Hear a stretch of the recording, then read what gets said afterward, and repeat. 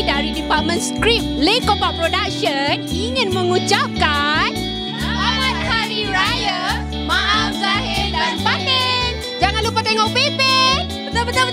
Hai, saya Aina Nano ingin mengucapkan Selamat Hari Raya Aidilfitri kepada semua peminat-peminat Upin dan Ipin. Bukan peminat saya. Kami dari Audio Department ingin mengucapkan Selamat Hari Raya Aidilfitri. Maaf Zahir dan Batin. Hai, saya Fizi. Hai, saya Susanti. Selamat Hari Raya Aidilfitri. Mohon maaf Zahir dan Batin. Bye. 2, 3, hantu raya. Selamat Hari Raya.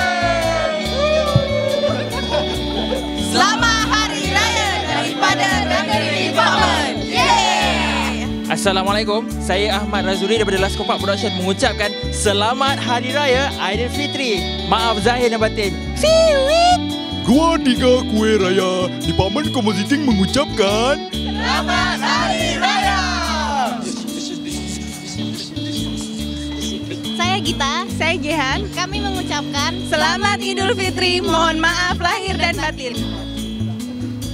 Saya Ashraf. Saya Animation Director untuk Upin dan Ipin. Saya ingin mengucapkan Selamat Hari Raya Aidilfitri. Maaf Zahir dan Batin. Selamat Hari Raya Aidilfitri. Maaf Zahir dan batin. Saya mengucapkan Selamat Hari Raya kepada semua penonton-penonton Upin dan Ipin. Hai, saya Yuki. Saya Awe. Kami ingin mengucapkan Selamat Hari Raya kepada semua peminat Upin dan Ipin. Jangan lupa tengok episod Raya masa Hari Raya. Bye. Jangan lupa tengok episod Raya pada Hari Raya nanti. Selamat Hari Raya Aidilfitri. Maaf Zahir dan Batin. Hai, kami dari Twitter, Instagram, Facebook, YouTube, Line. tim New Media ingin mengucapkan Selamat Hari Raya Aidilfitri.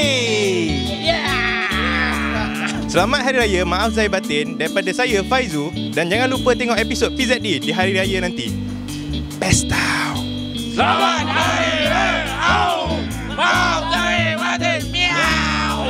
Saya Fikri, pengurus besar LC Merchandising Senang Berhad, mengambil kesempatan ini ingin mengucapkan Selamat Hari Raya Aidilfitri. Ampun maaf Zahir dan Batin kepada semua penyokong-penyokong dan peminat-peminat Upin dan Ipin, khususnya ahli-ahli kelab Upin dan Ipin di seluruh Malaysia. Hai, kami dari bahagian manajemen Lekopak Production ingin mengucapkan Selamat Hari Raya Aidilfitri. Maaf Zahir dan Batin.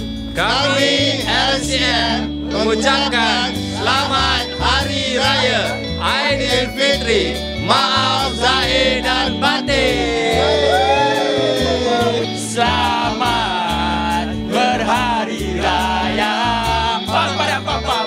Sekian saja ucapan-ucapan yang kita lihat jauh di mata, dekat di hati, dan itulah dia ucapan daripada peserta-peserta ataupun staff-staff Lekopak Production.